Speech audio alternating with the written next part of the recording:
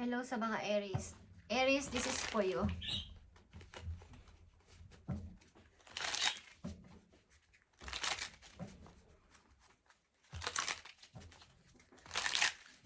March 22, 2026, Aries, this is for you. At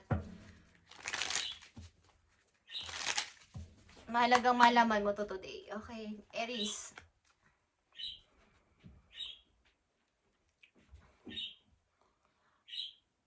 Mind on the money. Okay, Aries.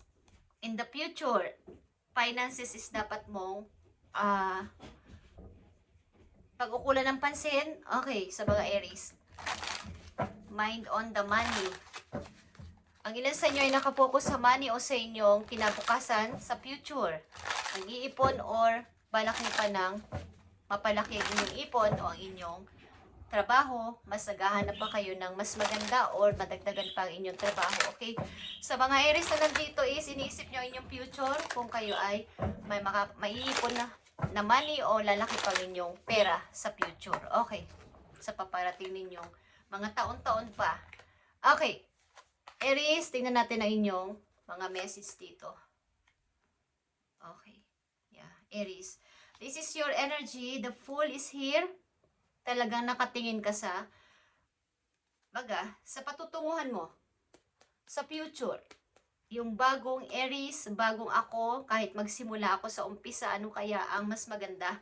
O may maganda pa bang darating sa akin? Okay, para sa akin future. At may kinalaman dito ang inyong money. Titignan natin ang inyong message, guys, Aries. Maaring kayo ay nag-iisip-isip na kung kayo man ay nasa maayos sa trabaho, sa kasalukuyan, is mas gusto nyo pa yung mas mapalago pa ang inyong ipon o mas maganda pa ang inyong trabaho o madagdagan ang inyong trabaho. Okay. So sa inyong love, maybe kayo ay nasa strong na relationship. Okay, maayos naman ang relation nyo sa inyong karelasyon o kakoneksyon na tao. Okay, maayos naman. Ito ay strong affection. Okay, strong affection. At wala kayong problema sa inyong pag-ibig. Sa ilang Aries na nandito, walang problema sa pag-ibig. Sa usaping pag-ibig naman ay okay. Strong ang inyong bonding. At maayos naman. So may kinalaman ang inyong iniisip. Isa sa mga iniisip nyo ay para sa future nyo. Kung sakasakali man ay may maipon pa kayong malaki o makaipon pa kayo ng mas malaking pera. Okay. Andito na naman ang inyong energy. Ito ay Aries Leo, but ito ay Aries. Okay. King of Wands is here. Ang inyong energy nandito, Aries. Kayo ay naka-focus ngayon sa money. Maaaring nag-iisip din kayo magnegosyo kaya ako. Okay? Magnegosyo kaya ako para mas lalo pang dumami yung aking pera or madagdagan pa ito sa mga susunod na taon. At 8 of Pentacles, kayo talaga busy. Trabaho ng trabaho, nag-overtime pa yata ang ilan sa inyo. Ang ilan sa inyo ay nagdadala pa ng trabaho sa bahay, pag uwi, nadadala nyo pa sa bahay or ang ilan sa inyo ay meron pang ibang ginagawa sa buhay bukod sa inyong trabaho para madagdagan talaga inyong ipon. At ilan sa inyo ay mag-isa. Kumbaga, kung kayo nasa relasyon man, hindi nyo kasama sa bahay pa, okay? Nandito ang 8 of Pentacles and 6 of Pentacles. May pagka-busy man kayo sa trabaho, sa inyong pagkakaperahan, hindi pa rin kayo nakakalimot sa mga taong inyong, kumbaga sa mga taong inyong mga nakasalamuha o nasasalamuha sa labas, hindi pa rin kayo makalimot sa kanila na magbigay din ng share sa inyong blessing na natatanggap. At kayo ay pinagpapala. Kaya sa ganun ay pinagpapala kayo. Sa trabaho ninyo, maayos kayo. At maayos naman ang inyong pamumuhay sa mga Aries na nandito. Okay? At patas kayo sa lahat. Hindi kayo madamot kapag kayo ay inihinga ng tulong o ng favor ng ibang tao, lalo na kung talagang nangangailangan ng pera o nangangailangan talaga. Yung alam ninyo is hindi kayo nagdadalawang isip. At nandito ang Queen of Swords. Maaring kayo sa inyong sitwasyon sa ngayon, nandito kayo sa sitwasyon na kayo ay mas gusto yung mapag-isa o lagi nag-iisa. Malayo sa mga taong hindi nyo gustong makasama. Yung iba sa inyong inaakala. Kumbaga, hindi katulad ng inyong mindset, okay, ng inyong iniisip, umiba kayo sa kanila. Okay? Parang ayaw nyo makisama sa mga taong nagsasayang lang ng energy, nagsasayang lang ng time sa mga walang katuturan. Ayaw nyo makisalamuha sa napakaraming tao. At nandito yung pagkamatigas sa ang loob ninyo. Pagkamat kayo ay may pamisa-misan, nag-iisip bata, o merong gusto nyong magbalik sa inyong, gusto nyong ipakita na gusto ko din naman magliwaliw, o gusto kong mag-aliw-aliw sa sarili ko. Pero andun pa din yung pagka tahimik yung person. Okay. Aries, sa mga Aries na nandito, mukhang kayo ay may binabalak na negosyo in the near future. Gusto nyo makaipon ng mas malaki ang pera at mapasimula ng inyong bagong buhay. Okay. Ayaw nyo na kasing maranasan ang manghingi ng favor sa ibang tao at kaya gusto nyo, ayaw nyo kayo ay mawawalan hanggat maaari. Ginagawa nyo ang lahat para kayo ay hindi mawalan ng pera. Okay. Aries, tingnan natin ang paparting sa inyong message. Simula sa araw na to, March 22. So, andito ang Wheel of Fortune, guys. Mga bagong opportunity din is paparating sa inyo at marami nga kayong mga ginagawa sa ngayon sa inyong buhay. Maaaring may mga iba't iba kayong tinatry para lang sa inyong ikauunlad, ikakagrow na inyong sarili. At nandito yung pagka-fulfilled sa inyong nararanasan sa ngayon sa inyong buhay. Masaya kayo. Kung anong meron kayo sa ngayon, hindi kayo naghahangad pa ng mas pa doon, kung ano yung dumating yun. At ang ilan sa inyo is mahilig talaga mapag-isa. Mas maganda yung ilan sa inyo naglalakad-lakad mag-isa, umaalis. Ayaw nyo yung maraming taong nakapalibot sa inyo. Okay? At nandito ang 10 of Wands.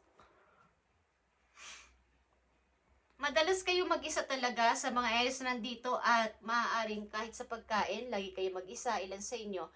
Ang ilan sa inyo is maraming responsibilidad sa buhay na parang inaako ninyo. Okay? Yung kayo yung nagdadala ng mga problema ng may problema. Ilan sa inyo. At marami kayong nililista. Okay? Ilan sa inyo naglilista ng mga plano sa buhay. Maraming pinagpipilian. Maraming mga nililista-lista sa inyong journal, sa inyong diary, kung ano yung mga balak ninyo in the near future, ano yung gusto ninyo mangyari, ano yung plano ninyo is mayroon. Okay, sa mga Aries. So, mga Aries na nandito ay napaka-seryoso sa buhay pagdating sa may usaping money, may usaping pangkabuhayan, at pagpapaunlad sa sarili is ito yung mga Aries na nandito sa reading today. Sa inyong relasyon sa kakoneksyon ninyo is maring strong naman. Kaya lang ay maring magkabukod kayo ng mga ginagawa sa buhay at hindi pa magkasama sa bahay. Okay.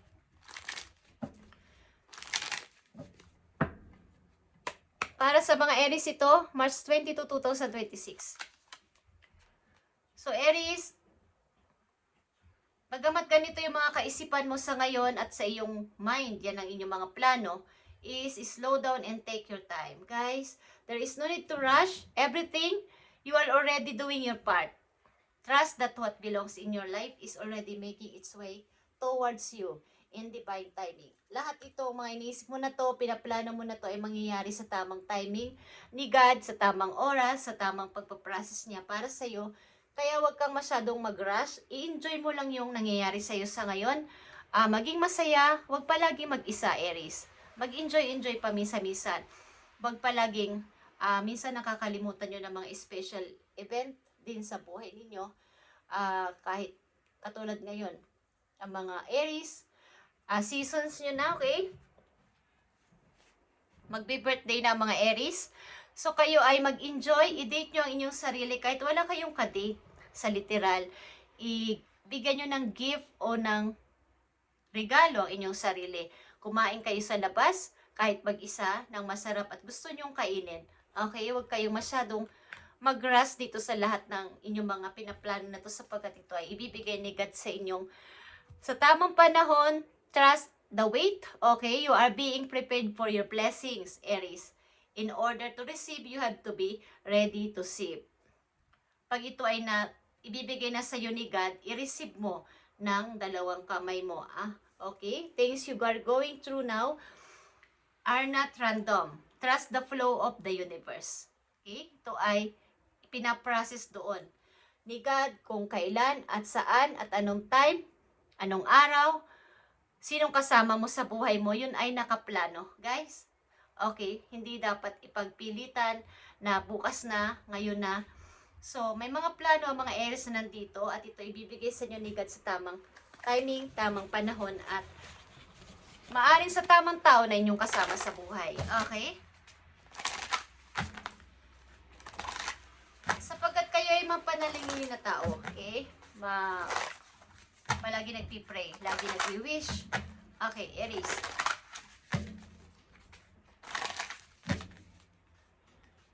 Hindi kayo mapanatili na hindi gagalaw. Mga Aries na nandito. Laging gusto ay may iniisip, may tinatrabaho, at laging gusto ay hindi mabakante ang utak. Okay. Tignan natin ang inyong message pa, Aries. So, nandito ang Evil Queen, guys. You deserve salt, not sugar. So, maaaring sa paligid nyo din, trabaho man yan, pamilya, o saan man kayo pumunta is maraming kontrabida sa inyong buhay. So, kayo ay umiwas-iwas sa mga tao ito, kaya kayo ay mahilig mag-isa sa mga Aries na nandito. Marami kayong namimit na mga tao toxic sa paligid. So, kayo ay maging mapag-observe sa kanila sapagkat mayroon ditong Evil Queen sa inyong paligid. At ang ilang Aries dito ay umiwas sa sitwasyon na kayo mapapahamak, lalo na pong kayo babae, na alam ninyong kaduda-duda na at may red flags na sa inyong connection is swim away from this situation, guys. Ang ilan sa inyo ay pwedeng mabuntis ng, kumbaga, hindi nyo na, kumbaga, yung partner nyo, mahal nyo, pero hindi nyo maintindihan bakit kailangan ko siyang layuan. Okay, just saying, Aries. So, kayo ay, hanggat maaari, kilalanin nyo ang tao na to na inyong mamimit at huwag agad-agad na magtiwala. Okay. Sa ilang Aries na may ibig pa lang. At sa ilang Aries na nandito is may in love na kayo sa inyong kakoneksyon bagamat hindi pa kayo magkasama sa bahay o sa buhay.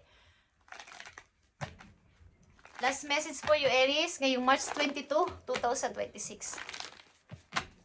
Galing ito sa inyong angels, guys. Tingnan natin. Sa dinami-dami ng message na to, alin dito ang ibibigay sa iyong message ng inyong mga angels, Aries? Tingnan natin. Thank you, Spirit. Para to sa mga Aries, Six of Thought is here. Ito ay Six of Sword. Guys, paglayo talaga to sa mga toxic na tao. Pagtingin sa katotohanan at hindi pag-tolerate sa mga maling naririnig, sa mga maling pakikisama. Okay? Gusto niyo yung peaceful na lugar? Peaceful times are on the horizon para sa inyo, guys. The storms have passed and now you can see that your destination is within sight. The stress in your life will begin to fade away, Aries, allowing for happier times. It may be necessary to take a journey over water or another country. Okay. Ilan sa inyo sa katakdang mag-travel, maglakbay, pumunta na ibang bansa, guys, magta-travel. Okay, sa mga Aries, sasakay ng eroplano o bangkaman o barko. Alin man dyan, another country o another city or sa ibang bansa. Okay, is kayo ay maglalakbay sa mga Aries na nandito. Lalayo kayo sa ilang mga tao na nagpapa-drain sa inyong puso, sa inyong buhay, nagpapabagsak sa inyo, at pinipilit kayo maging katulad din nila na walang pangarap sa buhay. Okay? Kayo ay lalayo sa kanila. Ito ay Six of Sword na dapat ninyong malaman. At paminsan-minsan, kailangan nyo ring lumabas-labas ang ilan nga sa inyo at mayroon kayong makikilala mga tao na mag-share din sa inyo ng same ninyong experience. At mabibigyan kayo ng idea sa inyong mga problema, sa inyong mga iniisip, pinaplano. At ito ay a win-win solution para sa inyo. Okay? Ito ay parang by blending ideas galing sa ibang tao, hindi lang sa inyong sarili.